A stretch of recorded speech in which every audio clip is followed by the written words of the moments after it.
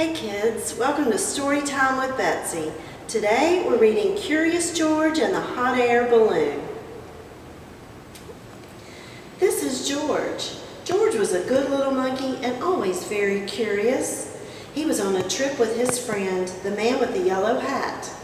It was the end of their vacation and they wanted to make just 2 more stops. They were in South Dakota, so of course they went to see Mount Rushmore. George had never seen anything like it. These are the faces of 4 great presidents, the tour guide said. George Washington, Thomas Jefferson, Theodore Roosevelt, and Abraham Lincoln. Look, said a little girl, there's something crawling on George Washington's head. The tour guide explained that some of the workers were making repairs to the faces. George watched the workers. Then he saw a helicopter fly by. It was taking tourists for a close-up look. George thought that would be fun. Maybe we can take a ride later, the man said. But now we need to leave or we'll be late for the hot air balloon race.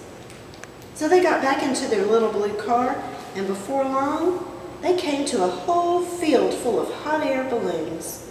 George was delighted to see such big balloons. He liked their spots and stripes and stars, but his favorite had a picture of a bunny on it.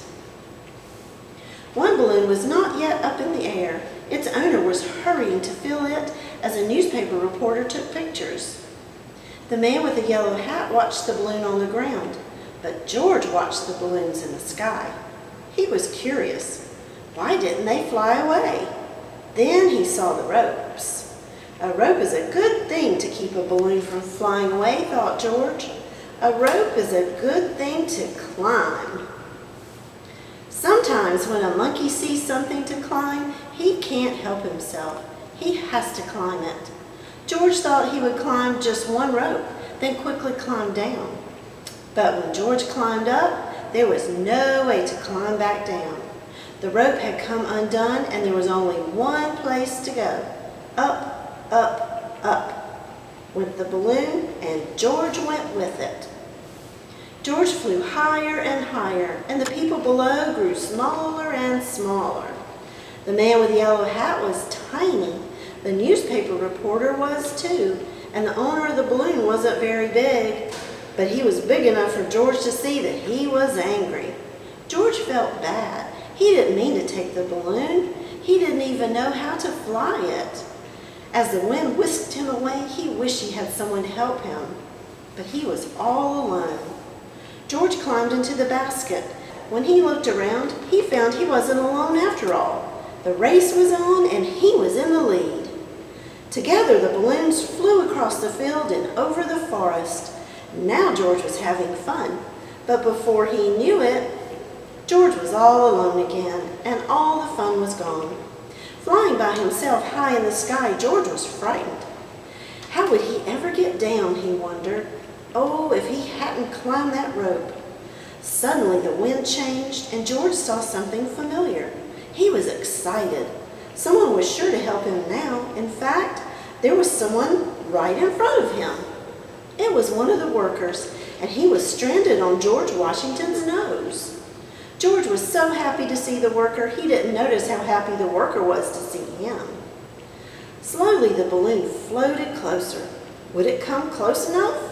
It did. The worker grabbed onto the rope and climbed up. Soon he was in the basket with George. Hooray, George was rescued.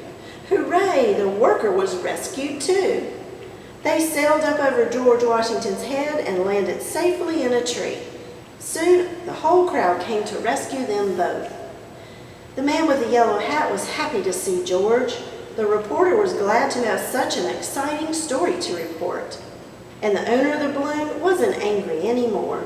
Everyone had seen the rescue. George was a hero. After the workers thanked him, George got a special treat. He got to ride in the helicopter. The helicopter flew George and the man with the yellow hat once more past the presidents, then back to their little blue car. As they drove away, the man said, "That was some vacation, George." George agreed. It was an exciting vacation, but they were both very glad to go home. Thanks for joining us for Story Time. See you next week.